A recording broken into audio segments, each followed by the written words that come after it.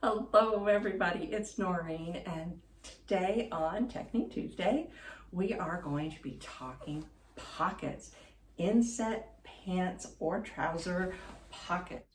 These are the Legato jeans that I'm wearing right now, and look how nice my pockets lay. And I don't know about you, but sometimes when we have to blend our pattern sizes or make adjustments to them, our pockets end up getting wonky. And I'm going to talk to you today about how to adjust your pattern or blend your size so that your pockets match to all the things that you're doing so that you can get nice flat pockets. So these jeans, I added to the rise. I did a full belly adjustment and I did a large waist adjustment, and my pockets still lay so flat and they sewed in so nice.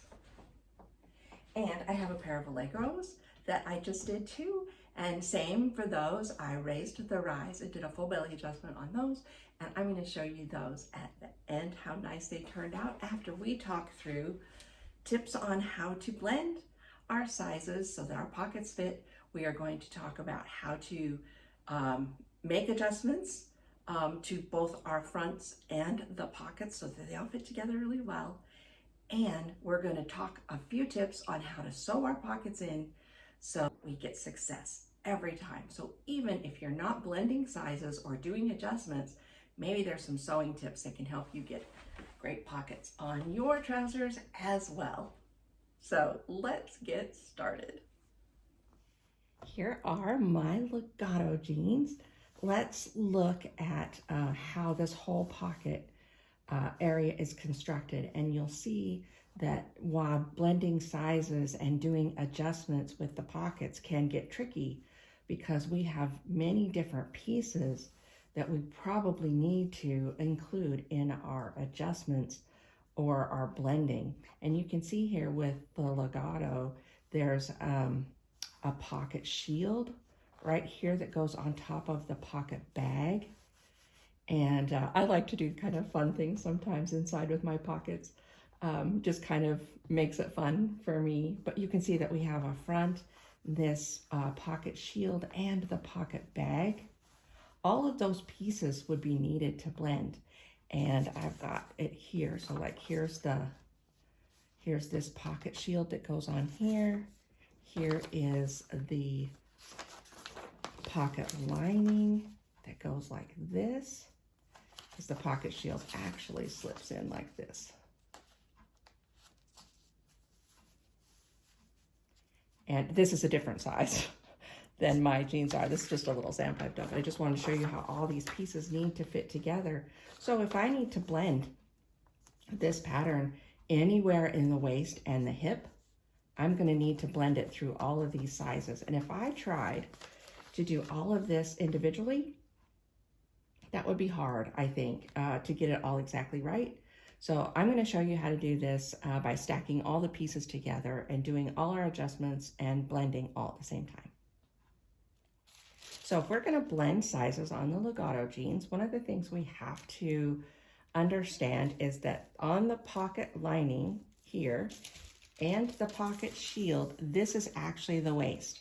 And if you look through your tutorial and kind of familiarize yourself with how the construction goes together, you would see that this is how this goes together. This is attached to this, and this is what makes up that top part of the jeans, which fills in this right here.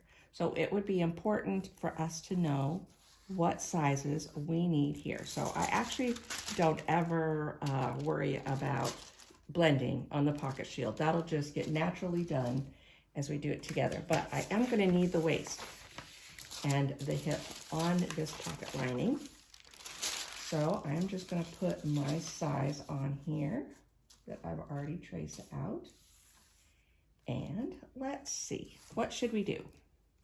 Let's go up a few sizes so that it looks pretty obvious, right? So this is a 14 that I've done. So let's say we need an 18 in the waist and hip that's going to go down to that 14 in the thigh. So we're going to trace the 18 right along here.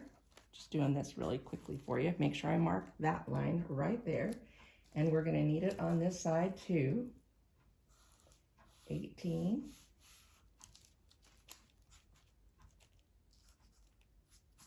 Connect that together. Great.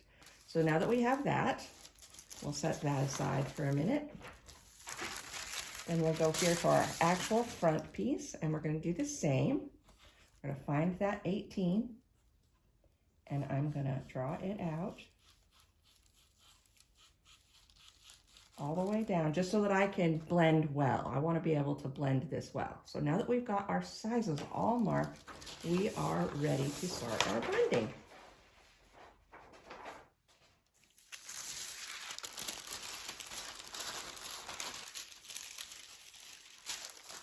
So the first thing I am going to do is to fold my pocket bag in half, matching up all my marks here.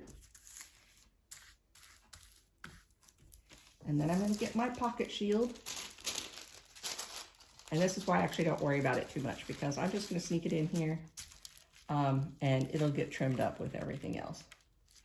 So I'm going to put it on its original place, give it a little bit of tape just to hold that down. Fold my piece back over, and then I am going to slip this whole thing, move my weight here, under here. And I'm matching up all the original pieces. So my size 14, this whole thing. So you can see the bag underneath here. Now you can see the edge of the shield, and you can see up here to the waist. So here's the waist of my pants up here to the 18. Now we can see that on here. So here's our 14. All right, so now that we've got it all stacked up together, now is when we're gonna blend. I'm gonna take my French curve here, and let's say, what did we decide? We wanted to go from 14 to 18. So we are, wherever it is that you need that 18 to be, I'm going to do it right here at the mark.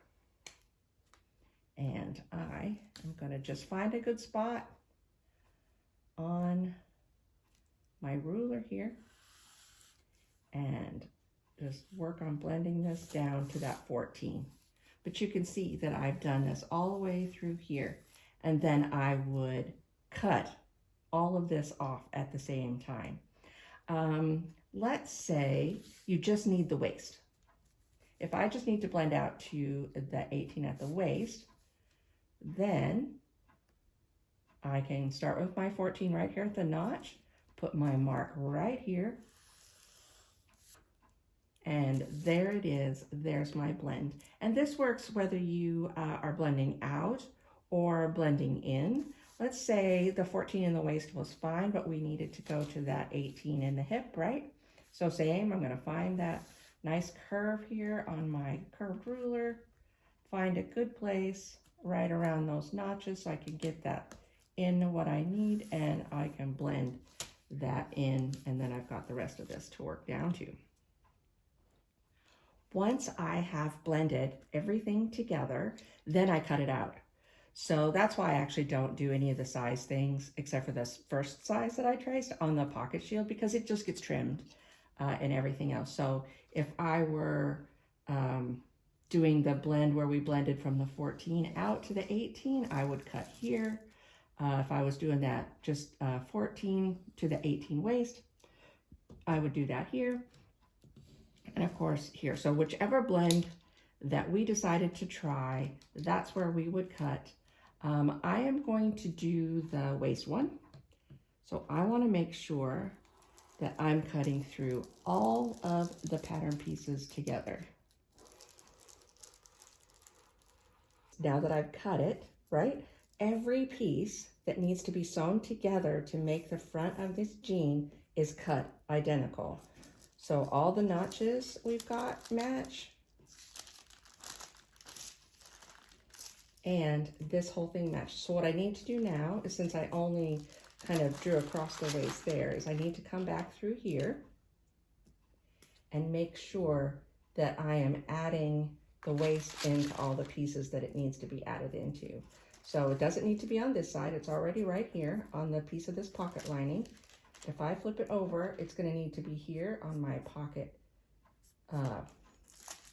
shield and the back of my piece of pocket lining. So I got to make sure we connect all of those waist pieces. And here are our finished pieces that we have. And so you can see that each one is blended identical. So all of these pieces now, when we get ready to sew our jeans together, are going to match perfectly.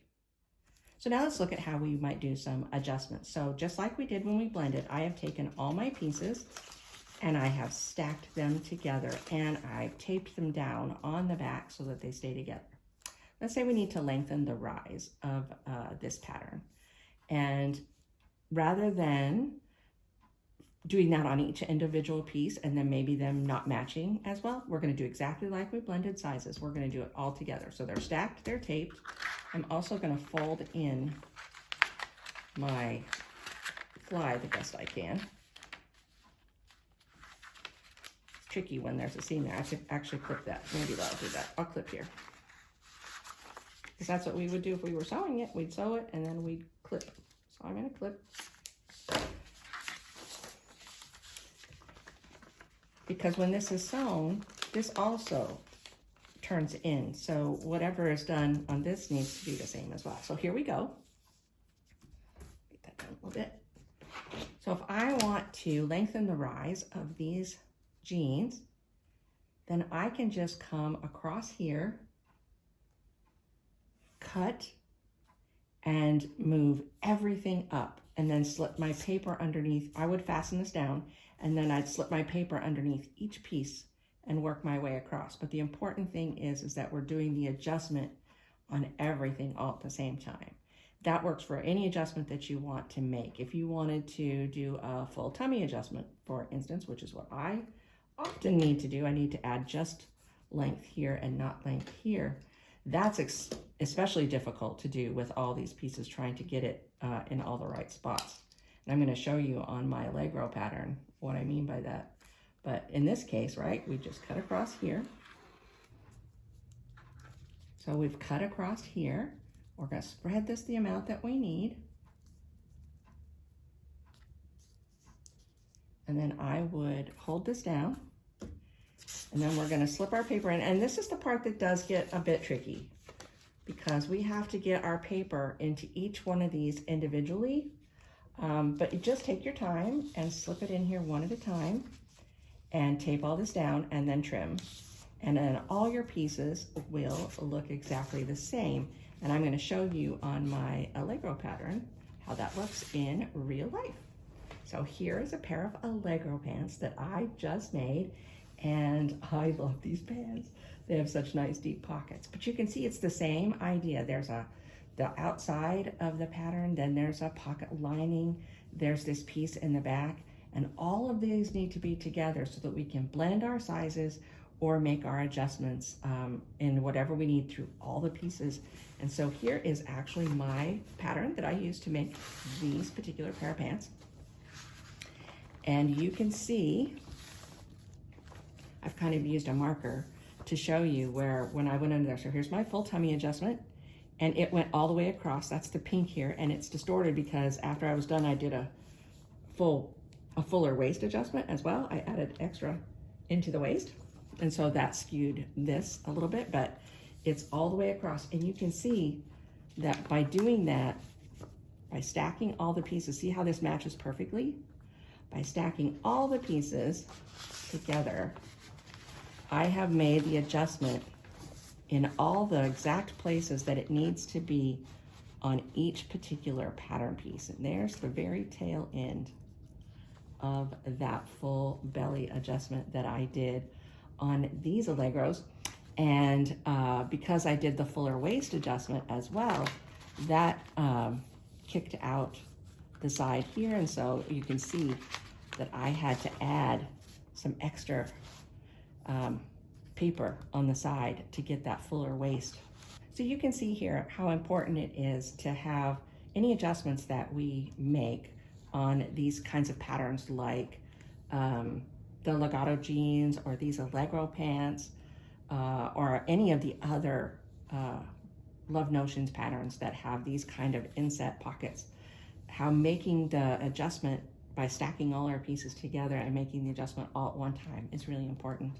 Now we're going to go to the sewing machine and work on some sewing techniques that can also help us have really great pockets now that we have our sizes blended properly and we've made all the pattern adjustments that we need. Let's go sew.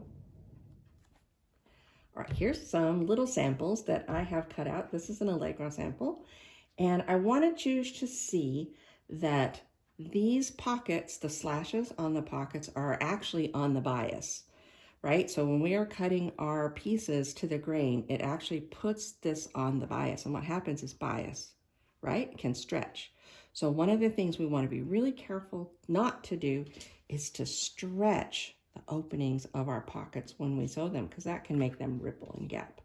One thing that you can do to help stop them from rippling is you can actually use a little bit of interfacing, and you can just iron this on this pocket flap, pocket bag maybe is what this is called, and just put it right here, iron this on so that when we sew this together this way, we're going to sew through that interfacing, and that's going to keep this from stretching out.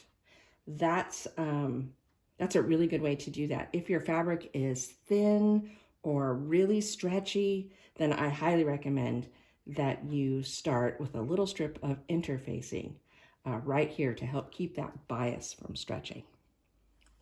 Okay, we are going to start sewing our pocket. So we've got our interfacing on here, and again, this is completely up to you whether you think that this is going to stretch a lot or not. If it's a super stable fabric, then you don't need to, but it never hurts, and it does add some really good stability to there. So we've got everything lined up. I've got a clip in, and we are going to sew our 3/8 inch seam allowance through the front of our,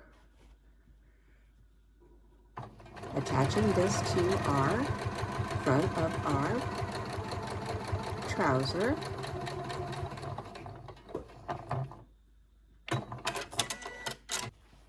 All right, so once we have this stitched down, the next thing that we want to do is make sure that we understitch this. When I'm getting ready to understitch, I find that if this is a lighter fabric, I don't need to go and press because I can just pull it, use my hands to pull it apart. But if it's heavier, or if you want to make sure that you're just being really precise, make sure you press that over. And then we are just going to stitch about 1/8 of an inch or so away from the fold and our seam. And I'm just using my hands to give that a nice tug to make sure this is nice and flat.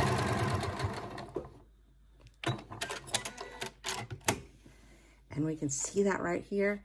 And what that's going to do for us is when we get ready to turn this, that stitching, see how that just almost pops that right over? That stitching just pulls that whole seam over to the other side where that can stay. So look, you can actually see a tiny bit of my gray fabric right there as it's pulling that over. Look how nice and flat that is. And yeah, then I would definitely take this over to the machine and press it at this point. But yeah, what is really keeping our pocket so nice here is we've got that little bit of interfacing and we have understitched it. So here we are looking at the Legato pocket, and you can see this curve, this much sharper curve. It's not the same slash line that we had with the Allegro. This one's got this really nice curve, but it's also got bias in there, right? So it can also stretch. So I find what's really important here is to pin this in, and I use actual straight pins, and because it's so easy, see, it's so easy to pull this out. So I would match these up and pin these in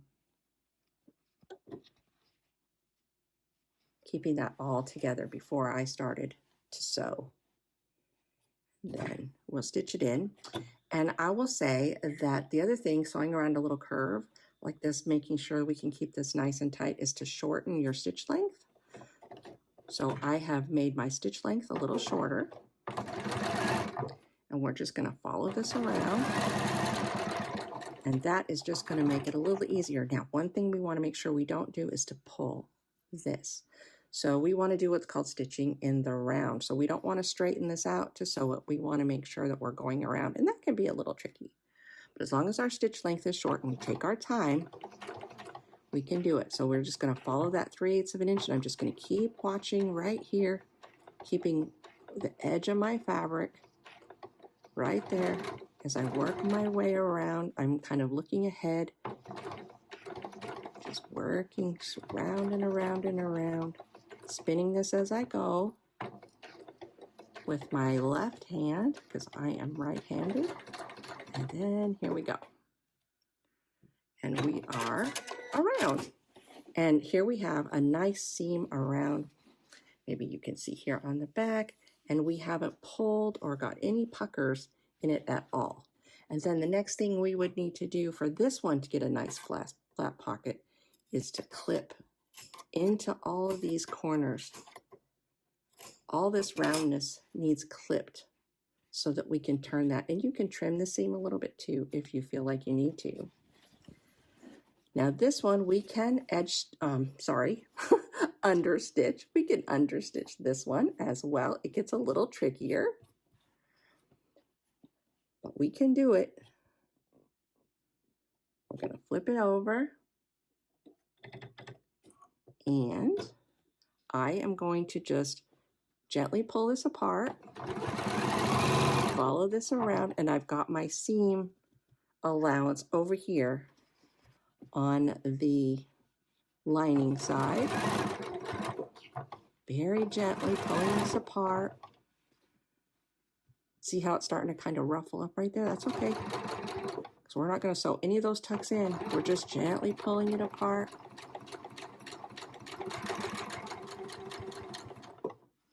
Till we get to the end. And here we go. And now we've understitched that, and just like with the other one, look, you can see that'll just pull that right to the inside. Now this one is also ready to just press. So now we're going to get ready to top stitch our legatos, and I am going to use my needle adjustment to get over here nice and close, and I'm going to follow this around.